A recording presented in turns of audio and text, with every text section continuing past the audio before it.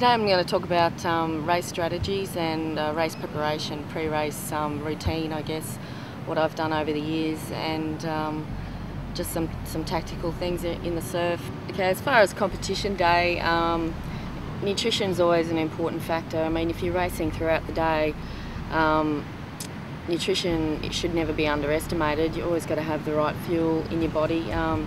Something that's easily digestible, I usually just have fruit, plenty of water. Dehydration is a big factor, especially at hot climate surf carnivals, and plenty of sun protection. The sun sort of zaps a lot of energy out of you, and you should always make sure you can keep under the shade as much as possible.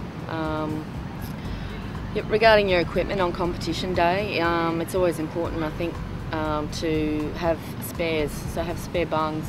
I always have a spare paddle in case you snap a paddle in a race, and making sure that you're keeping your craft sort of out of the sun as much as possible. I guess making sure your wax isn't going to be melting and then get sand in it. You've got a pretty rough surface to paddle on then. So one thing I always try to do is get down to the beach that I'm competing at well prior to the competition. Just get out in the conditions. Looking at the conditions visually is often very different to actually being out there and seeing what they are like.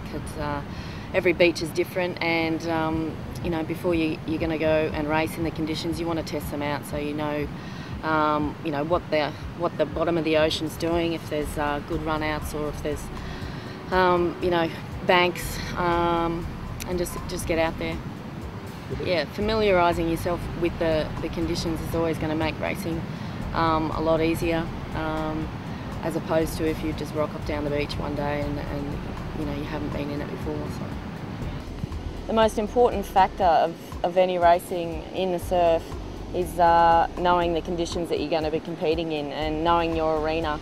The first thing I always do when I get to the beach is find the highest point possible up on the sand and look down at the arena. Look for where there are alleys, and there is always an alley.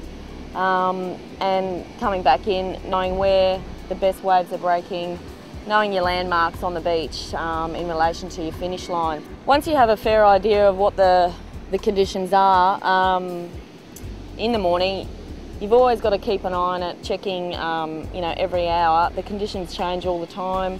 Tide might be coming out or going in, and that will alter the conditions. So it's important to always keep an eye on that, and especially right before your race is about to start.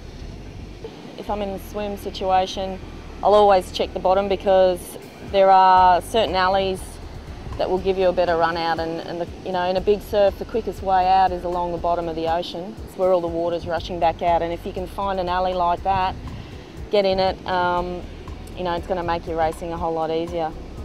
Finishing is another crucial part of a board race. Often if it comes down to 5 people on the same wave, it's always going to be the first person who's up and running. But again, you've got to make that judgment, and I think it's a matter of knowing the bottom before you start the race, and knowing where it is best to get off.